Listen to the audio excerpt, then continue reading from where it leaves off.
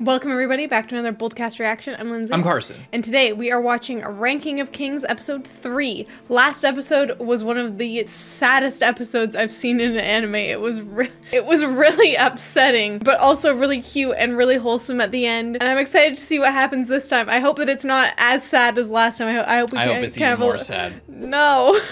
I don't know if I can handle it. Please please subscribe. You can go to our Patreon to get at least a week ahead, possibly more, with uncuts and everything. And let's see whether it's gonna be sad or not. Hide.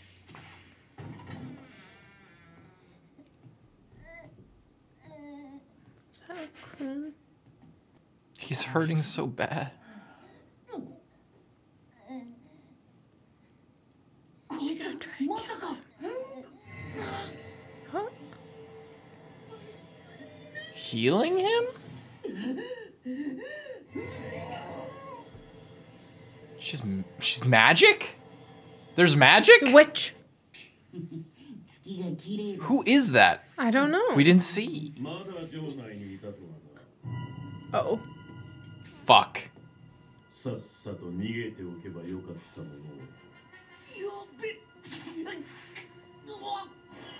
Oh god. Oh.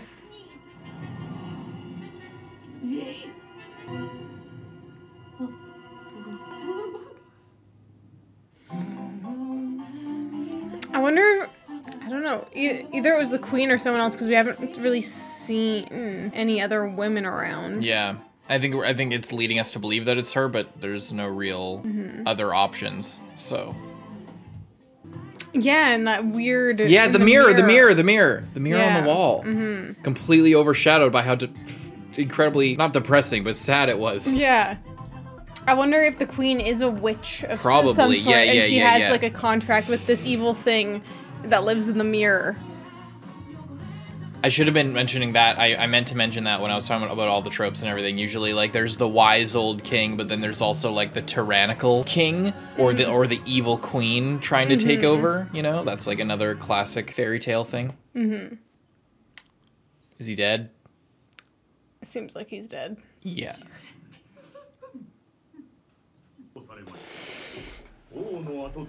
Is. Of course it's bojji. But who's gonna honor it? Yeah.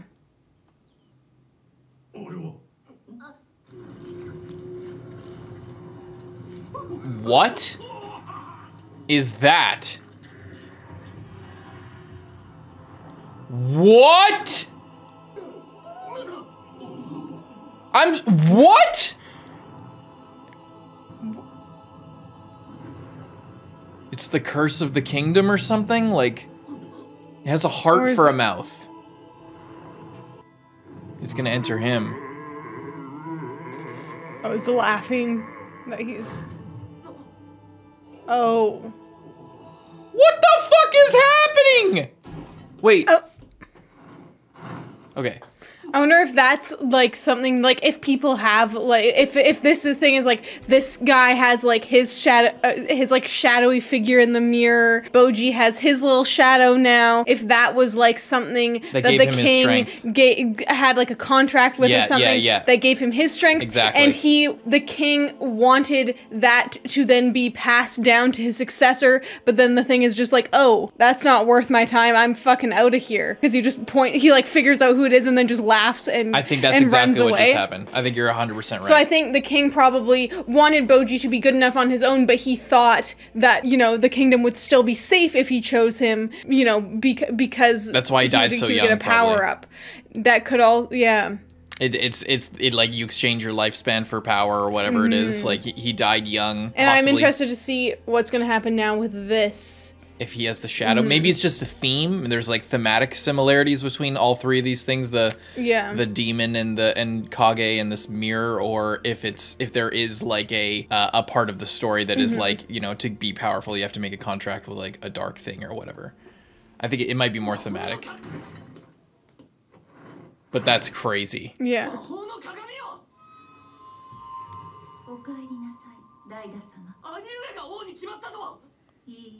王はあなたです、ダイダ様。しかし、すべては私の思惑通 Did that thing want to get rid of the thing that was inside the king? Probably.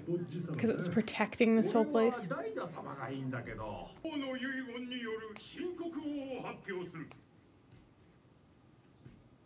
Treachery. Daida.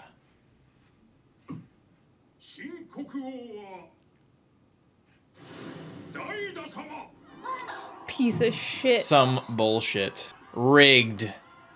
Actually rigged.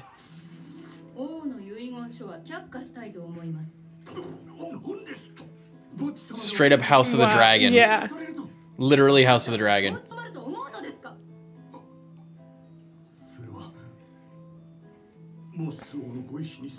It's not here to stop him now. That's what convinced them. Oh. They saw, like, some crazy shit.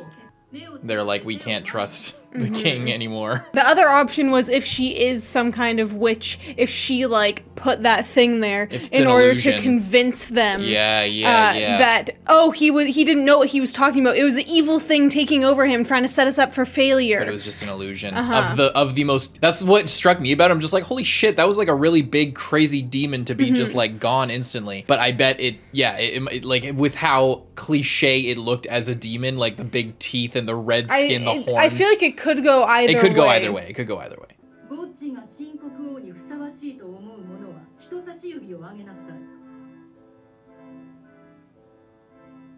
Why? Because a finger's easier?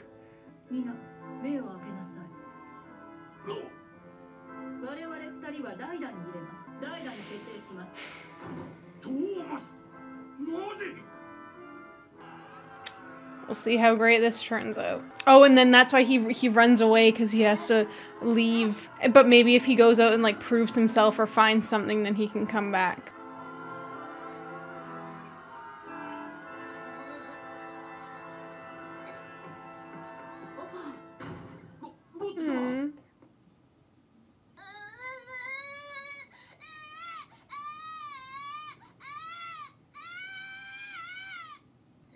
It's not fair, damn it.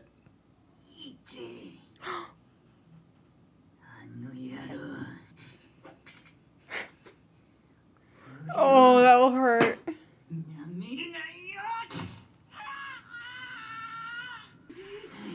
I hope he gets away. Oh, these fucking snakes. I hate this guy.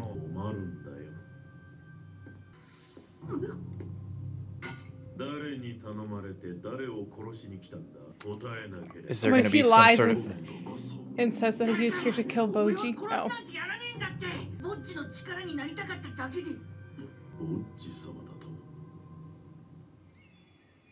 There's going to be some sort of a... Wait, was he on the council? I forget, was he on the council? Did he vote in favor of Bojji? He didn't vote in favor of Bojji, no. No, he voted against him. He voted against Bojji.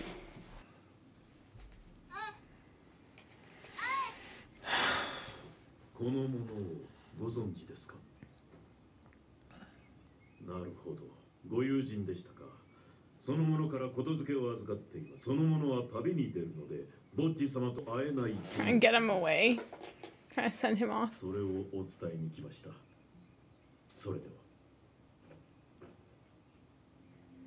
Oh no.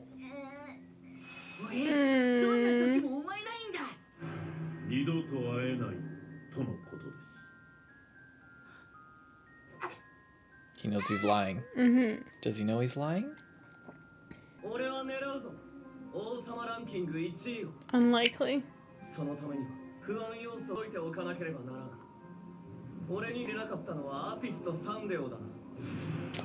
Oh no. You're literally dividing your kingdom. You don't understand what you're doing.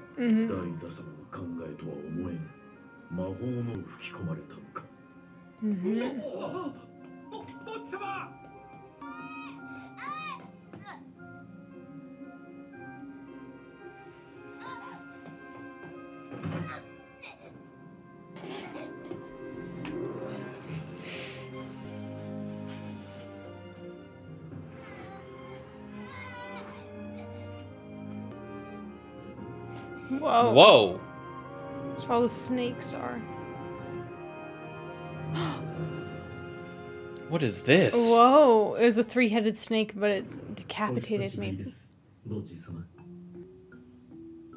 He just knows this thing?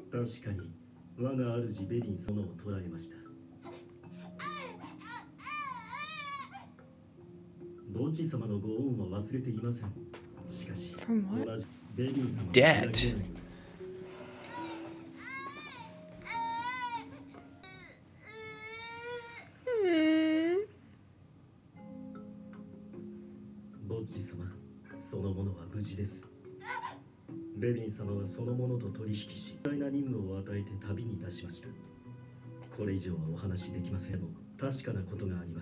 He's really injured.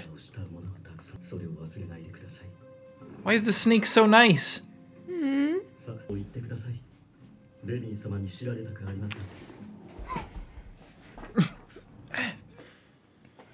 wonder what the mission was. Oh, is he leaving? He was leaving. You don't want to do this.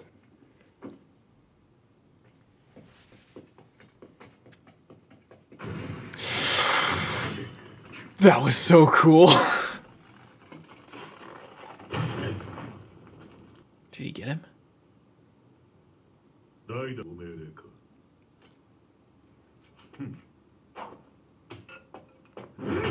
He's so cool. Oh shit.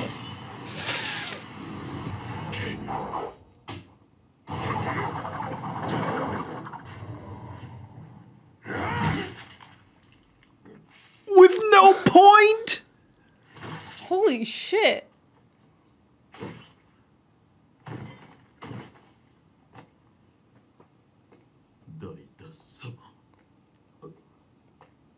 Oh my god.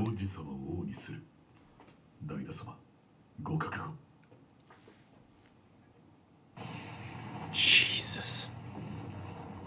What is happening? This is way more crazy, like... It feels like hang on. It feels like the first two episodes were setup and like introduction, and then they just like, okay, now we need to make the plot move. Let's just like, they sped up the pacing. They're like, oh, like now everyone got 50+%. super emotionally attached and was crying. Now we're gonna just It's kill lightning everyone fast and, like, this episode. Yeah, damn. I don't know if he's fully dead though. The ground's consuming him. I don't know what that means. It's magic or what?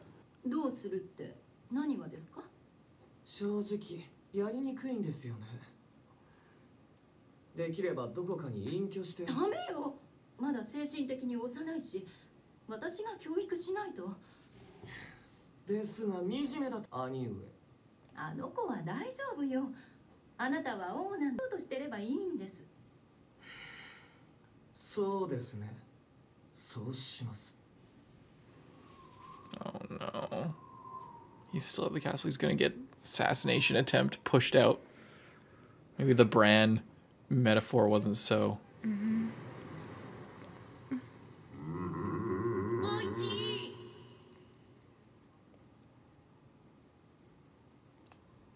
He wants to go on a journey. Adventure in his eyes.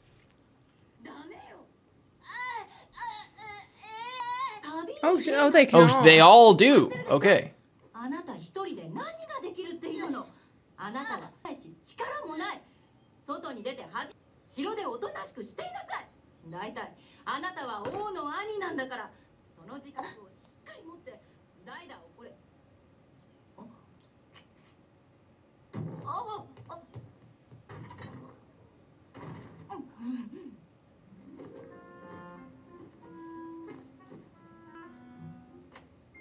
No, you can keep it. He's gonna jump out the window again. Yeah, of course he is. Oh, that's fine. That's fine. Classic. Not even close.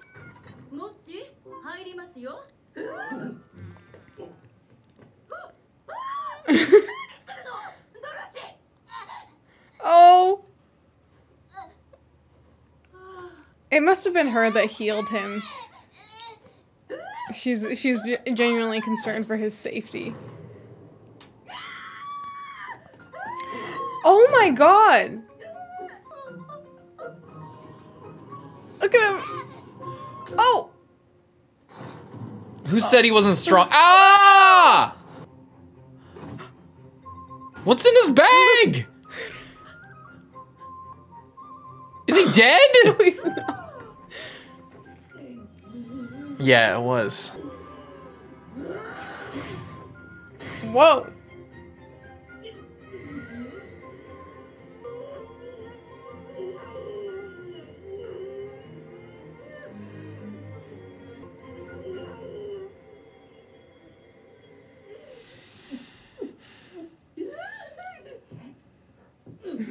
What's she drinking? Shade of the evening? What is this?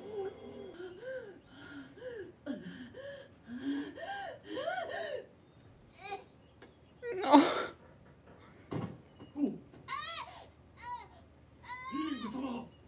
I thought she was a bitch when we first met her in the first episode. I think the thing is that she like did want her son to be king, but she doesn't hate Bojji. She doesn't, you know, want to kill him or get rid of him. And the more drastic ideas are coming from the mirror, not from her. Mm-hmm. They really just made me think the way she was talking that she was just a total bitch and she was like total Cersei mode. I wonder if she loves him because her son is not wholesome and cute like that. Konnichiwa. 私の名前はヒリング。今日からあなたのママよ。あら？何よ、失礼ね。王子は前王妃がお亡くなりにも心を開こうとしません。あれが普通です。そう。王子、何してるのかしら。ああ。王子、ケーキを。Oh.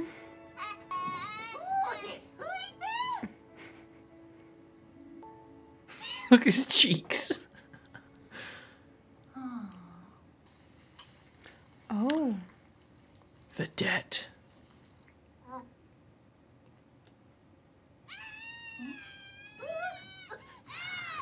Oh. She was gonna kill it, but he didn't want her to. Did he do it on purpose? Or he just feels bad for it? Gonna heal it up.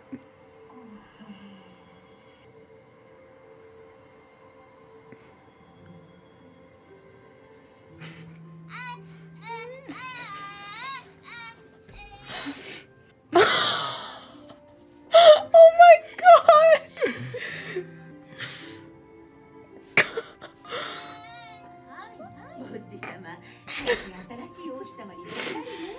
Bojji, あなたお兄ちゃんになるのよ。ほら、動いたでしょ。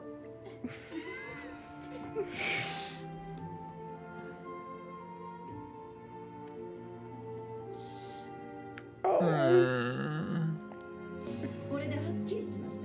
この子には王になる資格がないってこと。ダメよ。ダメに決まってるでしょ。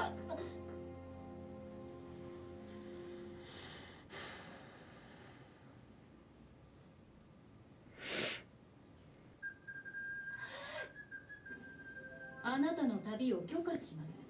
ただし、この二人を共につけることのドーマス。もう一人は。ほくろです。はい。してくれた兵士で、身の回りの世話はこのほくろに任せなさい。目的地は私の実家です。私の親に挨拶したらすぐ帰ってきなさい。何ですか？分かったなら返事しなさい。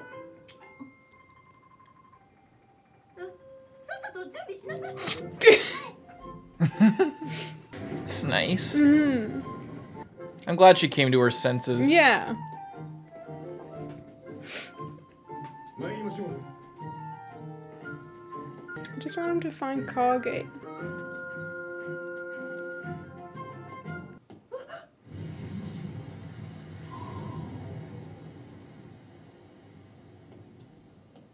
Shippuden-sama. 何かしら。悪い予感がしたのよ。ボッチともう会えなくなる予感。そしてダイダとも。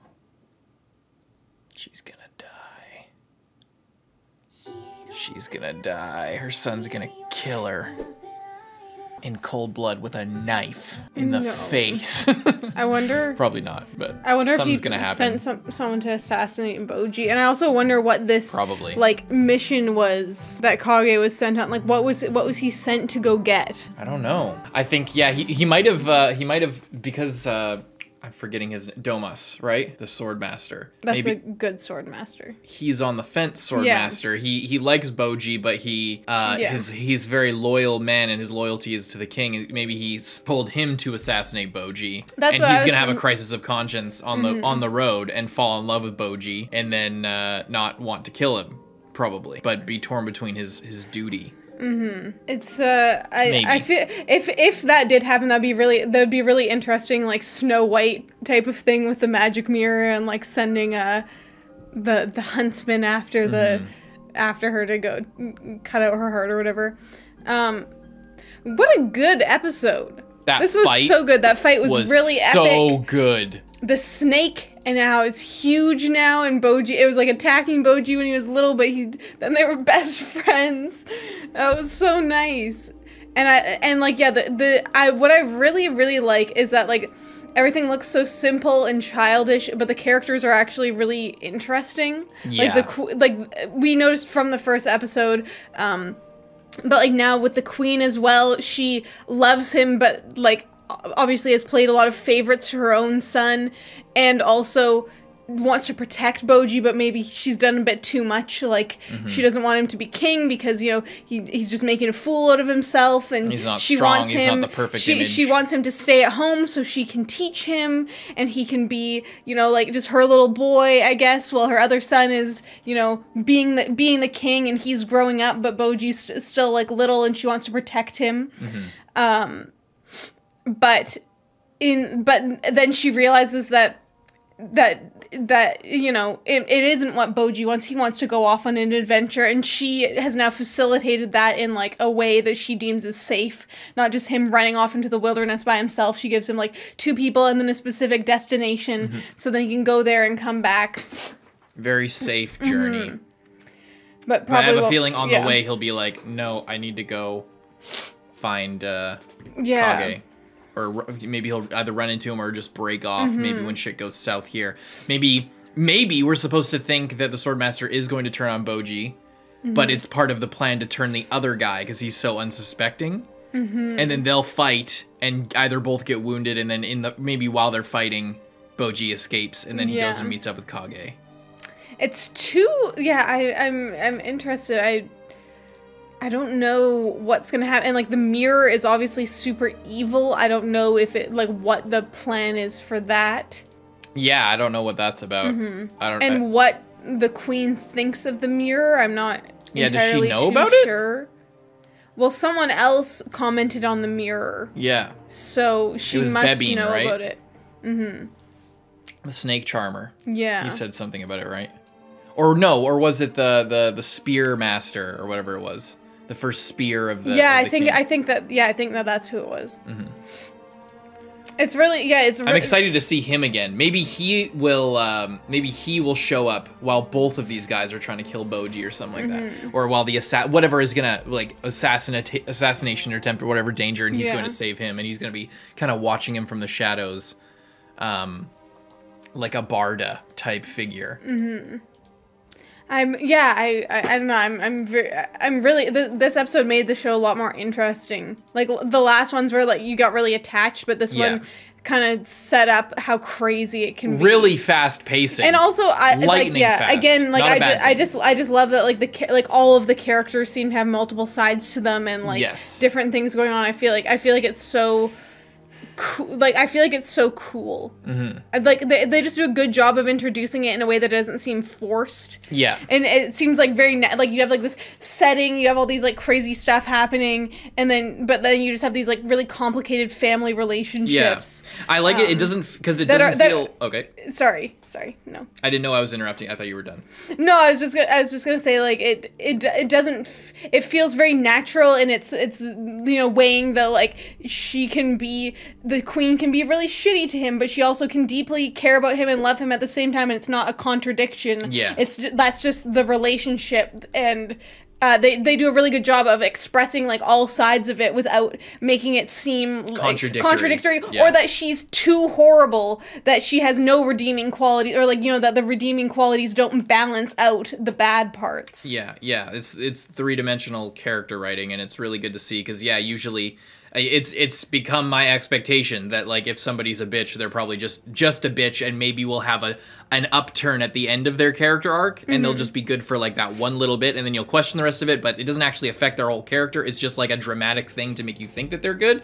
But to have multiple sides of them while not making it just convenient to whatever the story needs at the time, because that's something stories also do, is just like, oh, well, they'll be a bitch, but they're a three-dimensional character, so they're a bitch sometimes, and they're cool sometimes, so, you know, it's just whatever emotion you want to instill in the audience, but that's the wrong way to do it. The right way to do it is for them to actually be a character, and to have multiple sides that all kind of are sort of weave together a complex and multifaceted character. And I actually like all of it coming to a head like so early, because I feel like with sometimes it can be overdone that like, oh, this person is so horrible to the main character for like the entire series, and then yeah, at the end there's like this reveal like, oh, the whole time they were really conflicted about it and really did care, but it feels kind of cheap, or like you just you just don't have it in you to forgive them.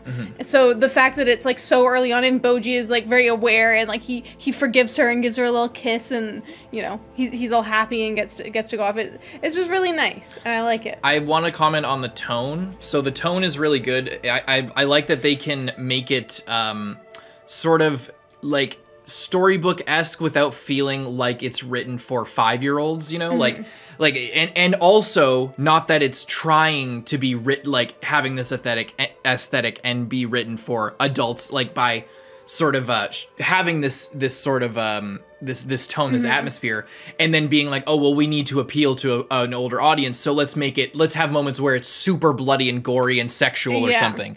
They keep it very it's like a kind of a less extreme version of like Watership Down, like where there are extreme, very real feeling like bits of chaos and real life sprinkled in, and like with the real characters and such, and with the fights and everything, like the fight we saw in this episode, it strikes me as very in-world and not just like, okay, we need to check the box of adult thing that happens, and like, oh, there's, you know, whatever, like, but we also want to have this cute aesthetic. It's like they're not at odds with each other. Again, this is very similar to what you were talking about with the characters. It's like it's complex and layered, and there's other things going on, but it's not because they want to get all these different demographics. It's because there's a real world being built here, and a real story being told. So and the story has multiple faces to it. It's not just to appeal to a bunch of different people and try and get the biggest audience, or to try and,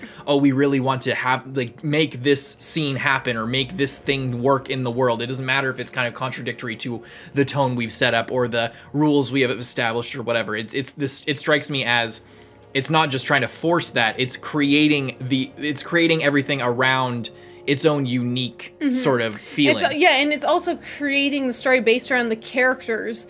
Like, the world is still very ambiguous. We still barely know anything about this world, other than there's other kingdoms that have kings, and they're all ranked.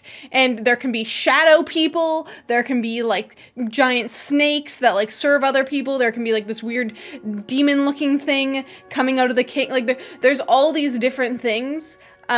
But you still, you don't find like, oh, this feels weird, or like, why is this here? Because it's just like very well crafted in a way that it all makes sense, and you're really attached and like drawn to these characters. So you're not constantly questioning the world, and they don't have to constantly be making it, oh, this super cool thing to distract you from the fact that our characters are just carbon cutouts of everything else. And then it allows them to have this very simple story of like, they're like so classic, like there's two princes and one of them is the rightful heir, but then they get sent away by the like evil step sibling that has like taken over their spot. It's it's sort really classic. We literally have a magic mirror and like a literal shadow, and there's some like really basic stuff, but then a three-headed snake. Yeah, but then it just kind of takes things in a more interesting direction, and I really like it. I agree. Yeah, and but not so far that it's like they're trying so hard to like be different. Oh, we're gonna take this thing and we're gonna make it so different. You know, that's something that's refreshing usually about when anime or Japanese stuff goes fantasy. I've talked about this before with the isekai problem and such, where like it's sort of when I don't like isekai, but like I don't like isekai because of the aesthetic is very like kind of played out to me, and the look, all the everything looks the same to me, and everything feels the same. Now it doesn't have that unique flair, and when okay, sorry, I need to restart. So like fantasy as a genre has evolved over so long, and there are a lot of tropes that are used. And because it's a European, mostly like based in like the type of fantasy that we mostly consume is based in European sort of tradition and grew out of that, and then in America and whatever in the West, basically, those things, the tropes and the aesthetic is very fashionable to a lot of Japanese creators, and out of that has spawned like a lot of different sort of offshoots of fantasy that has gone through the filter of like Japan or that sort of aesthetic and that sort of craft. So a lot of times they can either like make the same thing over and over again of, self-insert isekai guy goes to another world that's like identical to every other fantasy world that you've seen, or you get things like this, or I would make the comparison to like Berserk, where they don't feel the need, like also like Western authors do, to like build on things and, oh, my fantasy world has this thing that's new or that thing that's new, because it's not newer, but it's like more novel in the East compared to like Western authors or Western creators writing about things that came from the West, like all this thing kind of building up. There's a lot more burden on Western authors to like, go use tropes, but subvert them, or there needs to be something about it. In this, and in like Berserk, they sometimes I imagine they would subvert it, but they use the tropes as like a calling card or as a love letter to something that they love, and there's nothing like new about what's going on, like, so that's what the whole point is getting to. It feels very classical, and it feels very like genuine, exactly, because they're just there's not like like you said, these basic cutout things where we need to sort of add something to it or something like that. It's just, I don't know. I'm going in multiple different directions with this, but what I'm saying is like they're using the things like the magic mirror, the two princes, like you said, these tropey sort of things, but it feels genuine and it doesn't feel played out because it's so against, like, it's, first of all, it's a real fantasy.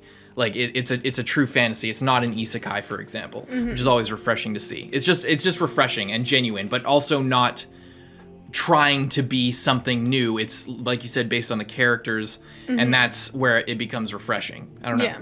It's good. It's very good. I'm really liking it. Hopefully some of what I said just now made sense to somebody. I could elaborate at some point if you don't understand.